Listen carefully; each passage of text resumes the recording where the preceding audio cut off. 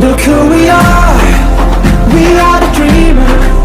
We make it happen, 'cause we can see it. Here's to the one that keep the passion, respect. Oh yeah, here's to the one that can imagine, respect. Oh yeah.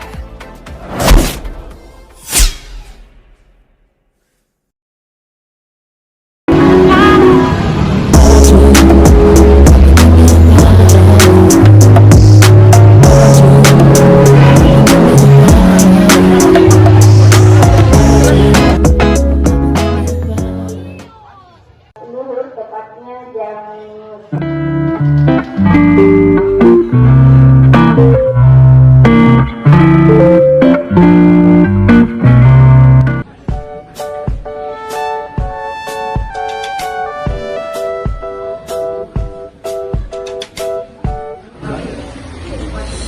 Assalamualaikum.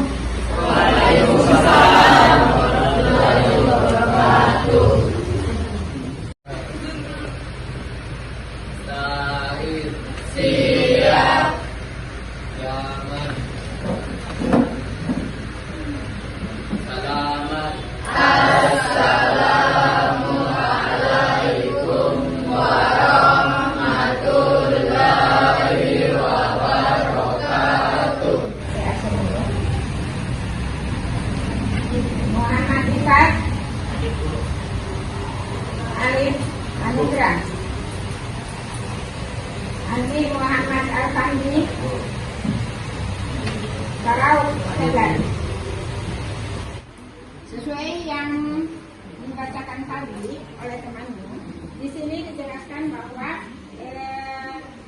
hukum jelas-jelas ditentukan di dalam Al-Quran. Ya, bagaimana hukumnya Muhammad hari ini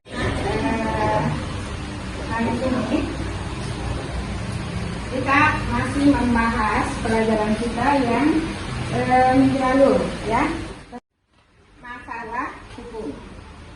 Oke, saya minta di antara kalian bisa dibaca.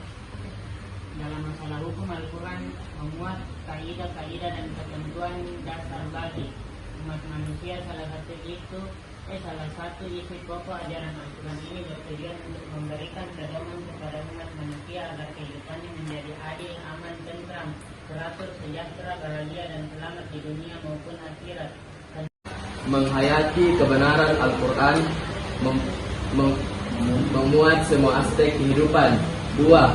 Mengamalkan sikap teliti dalam mempelajari pokok-pokok isi Al-Quran. 3. Menganalisis pokok-pokok isi Al-Quran. 4. Mengomunikasikan pokok-pokok ajaran Al-Quran dan contoh ayatnya. Baik, setelah kita mengetahui keadaan dalam materi kita, maka kita juga perlu mengetahui bahwa tujuan pembelajaran dari materi yang akan kita bahas. Oke, siapa yang mau baca tujuan pembelajarannya boleh, yang menjadi contoh untuk kita. Terus ayat berikutnya, siapa yang bisa baca? Oke.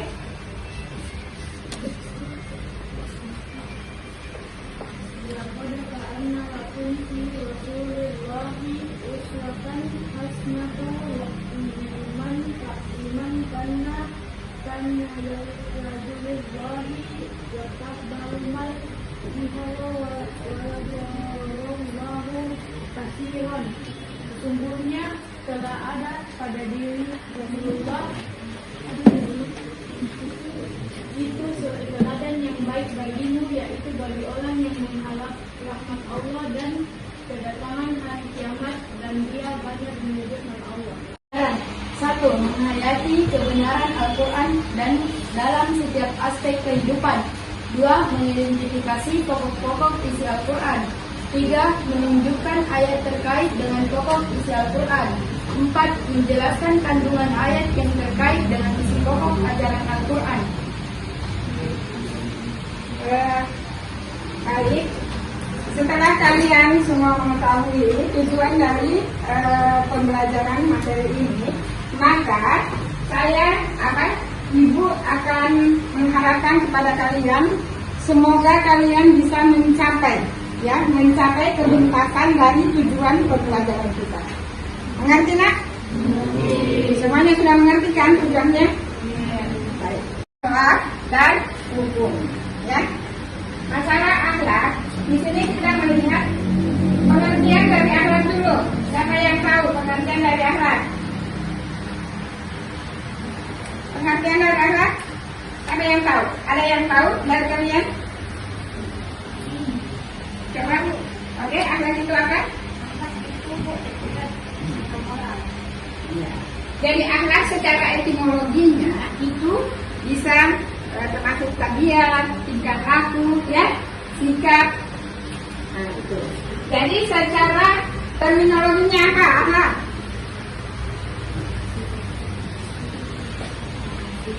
Tanam dalam jiwa. Siapa yang bisa? Secara etimologinya, akhlak adalah sifat yang tertanam dalam jiwa manusia yang muncul secara spontan dalam tingkah laku. Ya, jadi dia akan muncul dalam tingkah laku kita dalam setiap hari. Ya, dengan Allah. Ya, jadi kita harus melaksanakan dengan yaitu melaksanakan apa? Melaksanakan semua perintahnya dan menjauhi larangannya. Nah, terus masalah ibadah. Ibadah itu masalah hubungan kita dengan sesama manusia. Jadi kita ada aturan-aturan dalam berkomunikasi dengan sesama manusia. Ya.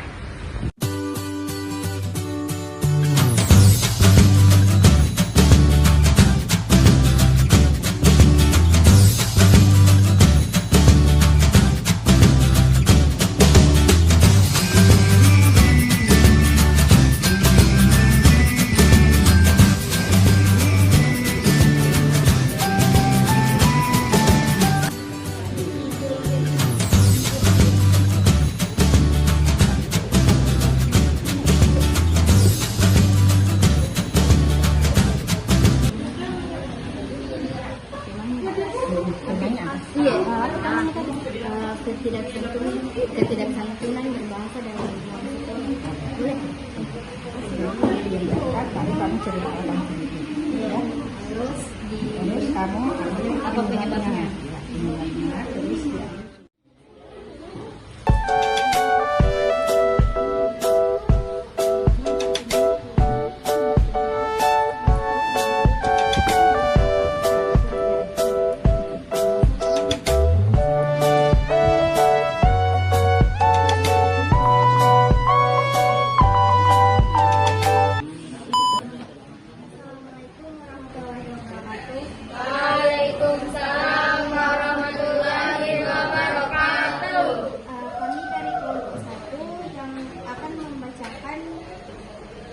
Hasil diskusi kami tentang pengaruh zina terhadap kehidupan. Jadi zina adalah perbuatan berenggama antara laki-laki dan perempuan yang tidak terikat oleh hubungan pernikahan. Secara umum, zina bukan hanya di saat manusia telah melakukan hubungan seksual, tetapi segala aktivitas seksual yang dapat merusak kehormatan manusia termasuk dikategorikan zina. Zina merupakan perbuatan yang keji sehingga Allah melarang umat manusia untuk mendekatinya, seperti firman Allah Subhanahu wa taala berikut. Dan janganlah kalian mendekati zina, sesungguhnya zina itu adalah suatu perbuatan keji dan suatu jalan yang buruk. Walaupun sudah dilarang oleh Allah Subhanahu wa taala dengan ayat di atas, tetapi masih banyak saja manusia yang terjebak oleh tipu daya iblis. Karena perzinahan dikemas sedemikian menarik oleh para iblis sehingga manusia banyak yang tergoda dan terpikat melakukan perzinahan. Karena itulah target utama iblis untuk menjuruskan Coba materi dibacakan. Assalamualaikum warahmatullahi wabarakatuh.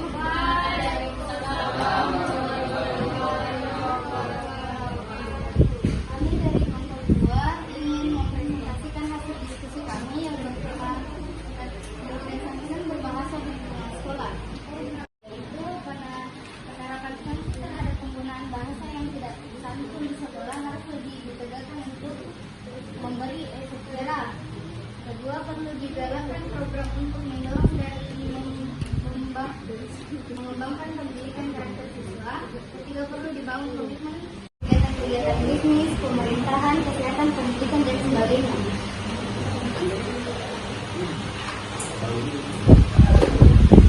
Sebab terjadinya ketidakstabilan berbahasa di lingkungan sekolah yang disebabkan oleh banyak faktor, salah satunya yaitu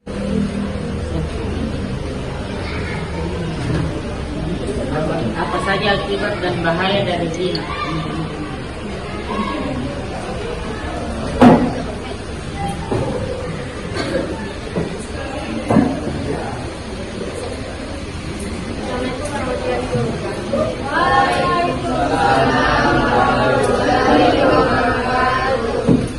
Saya akan menjawab pertanyaan dari Muhammad Iqbal. Bahaya dan akibatnya itu dosa besar, menghilangkan cahaya wajah, pandangan buruk, mendapatkan sanksi sosial yang dari masyarakat. Perilaku zina akan disempitkan hatinya oleh Allah. Allah SWT akan mencampakkan pelaku zina dan membuatnya tidak berbuat buruk atas semua yang telah dilakukannya.